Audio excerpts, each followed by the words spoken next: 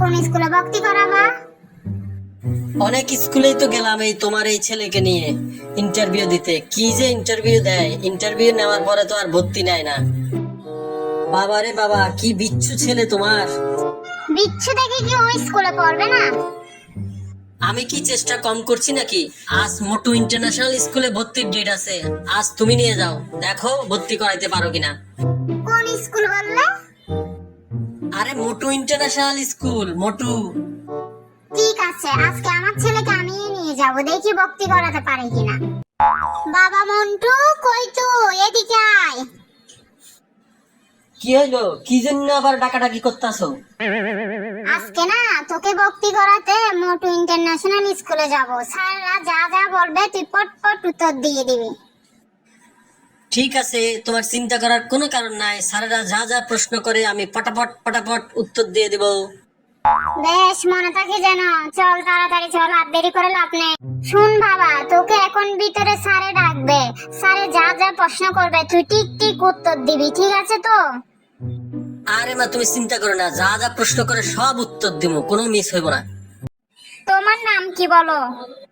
আমার নাম Montu red government. Red government? এরকম টাইটেল তো জীবনেও শুনি নাই, এটা কি?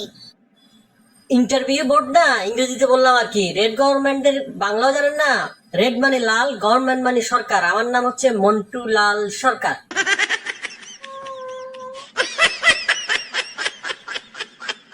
আচ্ছা, তোমার মা বাবার নাম বলো। আমার বাবার নাম মদনলাল সরকার আর মায়ের নাম হচ্ছে মধুমালা সরকার। তোমার কথা শুনে মনে হচ্ছে সব ময়ের গোষ্ঠী। জি ম্যাডাম, আমার দাদার নাম মাখনলাল আর দাদির নাম ময়না। আচ্ছা, অত বেশি হাসার দরকার নেই, এবার প্রশ্নতে আসি। আচ্ছা, আমি যেটা যেটা জিজ্ঞেস করবো সেটা ঠিক ঠিক উত্তর দিবা, তাহলে স্কুলে ভর্তি হতে পারবা। জি ম্যাডাম, আমি হাসবো না, আপনি প্রশ্ন করেন, আমি উত্তর দিয়ে যাব। আচ্ছা বলো, তুমি কোন ক্লাসে ভর্তি হতে চাচ্ছ? ক্লাস 6-এ ম্যাডাম। আচ্ছা বলো তো, যেখানে সেখানে পায়খানা করা উচিত নাকি উচিত নয়? ম্যাডাম, যেখানে সেখানে পায়খানা করা অবশ্যই উচিত নয়। কেন? যেখানে সেখানে পায়খানা করা উচিত নয়, কারণ সব জায়গায় শোষার জল পাওয়া যায় না, আর শোষা না গেলে প্যান্টে যে কোনো সময় গু লেগে যেতে পারে। বাপরে বাপ, এই তো যে উত্তর বলতেছে আমি তো পাগল হয়ে যাব। আচ্ছা, এমন একটা সমস্যার নাম বলো তো যে সমস্যাটা সমাধান করলেও সমস্যা, সমাধান না করলেও সমস্যা। আচ্ছা, আপনারে উদাহরণ দিয়ে বোঝাই। আমার আব্বা বাজারে লুঙ্গি পরে গেল, বিড়ি খাইতে গিয়ে হঠাৎ করে লুঙ্গিতে আগুন ধরে গেল। এখন রাস্তার মধ্যে লুঙ্গি খুলে ফেলাও বিপদ, আবার না খুললেও বিপদ।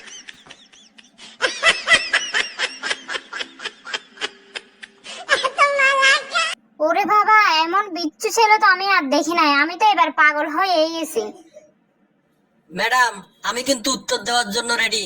আপনার কি কি প্রশ্ন আছে ঝটপট করে ফেলান। করো, আমাদের আম গাছে 20টা আম আছে, ওখান থেকে তুমি 10টা নারকেল পেড়ে নিয়েছো, তাহলে আর কয়টা আপেল থাকে? ম্যাডাম, এইটা আবার কোন ধরনের প্রশ্ন?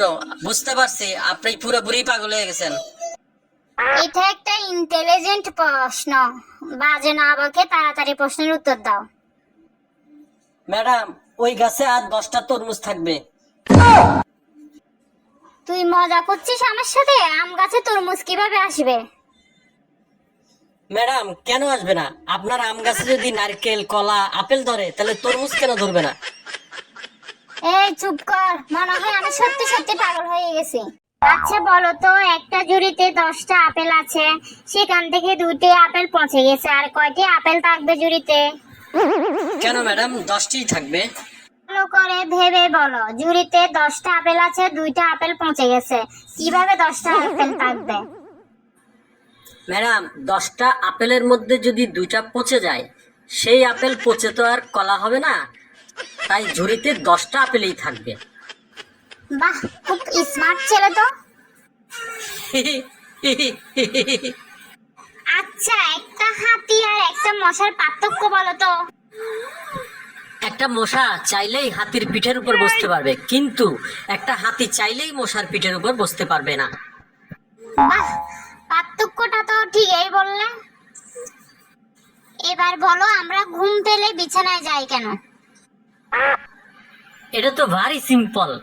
ঘুম পাইলে বিছানা তো আর আমাদের কাছে আইব না, তাই আমরাই বিছানার কাছে যাই।